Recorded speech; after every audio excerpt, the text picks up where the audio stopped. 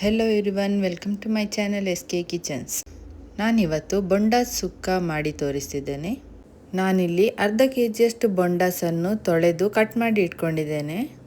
ಇವಾಗ ಒಂದು ಪ್ಯಾನಿಗೆ 10ರಿಂದ 15 ಮೆಂತೆಕಾಳು, 10 ಕರಿಮೆಣಸು, 1/4 ಸ್ಪೂನ್ ಜೀರಿಗೆ, 1.5 ಟೇಬಲ್ ಸ್ಪೂನ್ ಕೊತ್ತಂಬರಿ, 8 ಬ್ಯಾಡಗಿ ಮೆಣಸು ಹಾಕಿ ಡ್ರೈ ರೋಸ್ಟ್ ಮಾಡಿಕೊಂಡು ಮಿಕ್ಸಿಗೆ ಹಾಕಿ ಅದಕ್ಕೆ 6 ಬೀಜ ಬೆಳ್ಳುಳ್ಳಿ, ಸ್ವಲ್ಪ ಹುಣಸೆ ಹುಳಿ, 1/4 ಟೇಬಲ್ ಸ್ಪೂನಷ್ಟು ಅರಿಶಿನ ಹಾಕಿ 70% ಅಷ್ಟು ರುಬ್ಕೊಳ್ಳಿ. ಆಮೇಲೆ 1 ಕಪ್ ತೆಂಗಿನ ತುರಿ ಹಾಕಿ ಮಿಕ್ಸಿಯಲ್ಲಿ 4ರಿಂದ 5 ಸುತ್ತು ತಿರುಗಿಸಿ.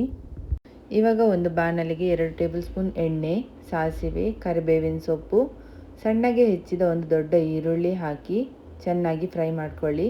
ಈರುಳ್ಳಿ ಬಣ್ಣ ಚೇಂಜ್ ಆಗ್ತಾ ಬರುವಾಗ 1/4 ಟೇಬಲ್ ಸ್ಪೂನ್ ಅರಿಶಿನ ಹಾಕಿ ತೊಳೆದು ಕಟ್ ಮಾಡಿ ಇಟ್ಕೊಂಡಿರುವಂಥ ಬೊಂಡಾಸ್, ಆಮೇಲೆ ರುಚಿಗೆ ತಕ್ಕಷ್ಟು ಉಪ್ಪು ಹಾಕಿ ಚೆನ್ನಾಗಿ ಮಿಕ್ಸ್ ಮಾಡಿ ಮುಚ್ಚಳ ಮುಚ್ಚಿ 5 ನಿಮಿಷ ಬೇಯಲಿಕ್ಕೆ ಬಿಡಬೇಕು.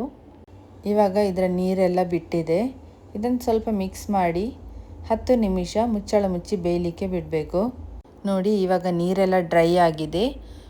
ಬೊಂಡಾಸ್ ಕೂಡ ಒಂದು 90% ಅಷ್ಟು ಬೆಂದಿದೆ.